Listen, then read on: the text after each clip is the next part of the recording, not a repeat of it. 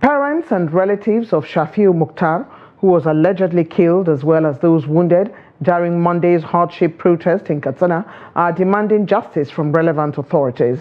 This follows allegations that their relatives were brutalized and suffered tear gas attacks and gunshot wounds allegedly fired by security operatives.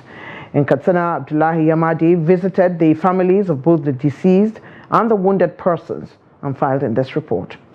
A few hours after President Bola Ahmed Tinubu addressed the nation on Sunday, Nigerians hit the streets in anger that the president's speech did not in any way make attempts to address their plight.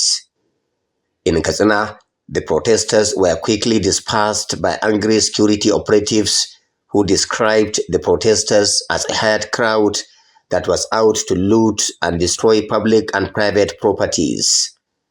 According to reports, few minutes after dispersing the protesters, the angry security personnel turned on other residents, shooting live ammunition on harmless civilians, leading to many escaping with gunshot wounds of various degrees.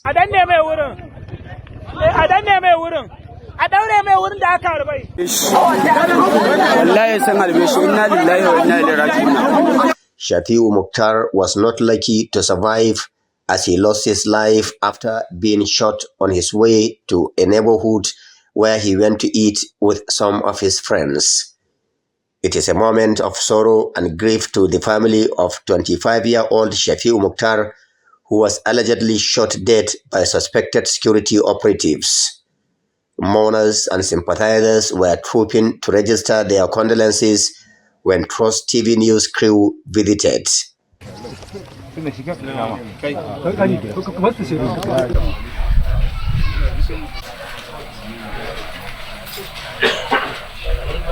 Family members and relatives of Shafiu are in pains over the unfortunate killing of their loved one who just completed his secondary education and was contributing towards sustaining the family. Mukhtar Muhammad, the father of the deceased, described the killing of his son as the result of a high level of unprofessionalism by the security operatives and demanded the investigation and prosecution of the perpetrators. The mother of the deceased could not hold back her emotions, saying she left the killers of her son in the hands of God, who is the Almighty Judge.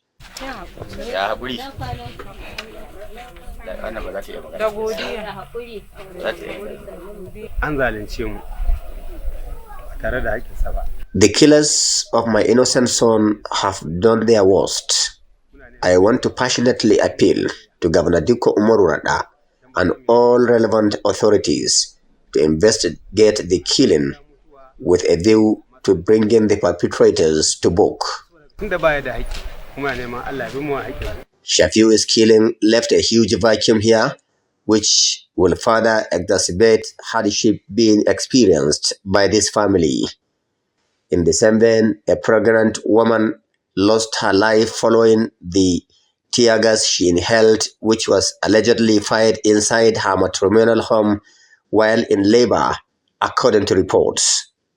Some of the survivors are currently receiving medical attention at hospitals, while some with minor gunshot wounds have been discharged. I am innocent because I was standing about 500 meters away from the roadside. Right inside our community, someone shot me on my leg. I was rushed to a hospital. There, I saw over 10 casualties. I saw medical personnel crying over this brutality. I thank God I am still alive.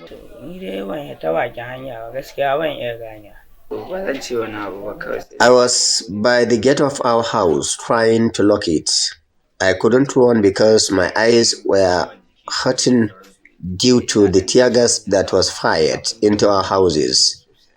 I believe it was at that moment a security personnel fired a shot on my hand. I am really and seriously in a severe pains. However, public commentators are lamenting the unfortunate killing and the number of casualties recorded during the protest, calling on the relevant authorities to investigate and prosecute those responsible to serve as deterrents. As at press time, neither the government nor security agencies have issued any statement on the incident. Abdullahi Yamadi, Trust Television News, Katsina.